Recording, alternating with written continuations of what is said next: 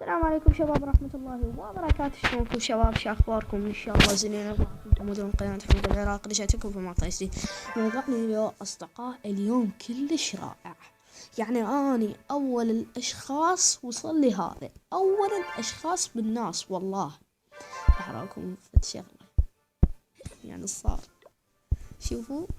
واخيرا ساحر الثلج نزل في كلاش اوف كلانس. يعني كان بالكلاش رويال كان اسطوري والله. خلينا نقرا. هذا الساحر الاسطوري يسبب من دافعات اعداد باستخدام قاذفات الثلج المدمرة، مرتاح لفترة محددة فقط.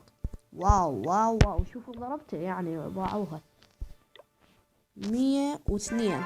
دي شوفوا هذا الفاشل وهو شوفوا 50. يعني شوفوا الفرق بين هذا وهذا، يعني كلش عجبوني هذول الاثنين، كلش عجبوني والله.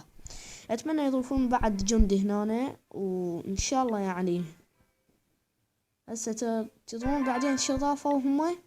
هذا مفجر بابا نوئيل، فشي حلو. الساحر البرق يعني فشي والله حلو. هذا حسابي هذا حسابي الثاني. ما يقدر اطلب على الحساب، مسوي جيميل وطيت الجيميل لابوي وما يسمح لي ان ادخل على الحساب. ان شاء الله عجبكم الفيديو. اذا عجبك طينا باحلى لايك واشترك بالقناة وعمل كومنت. مع السلامة.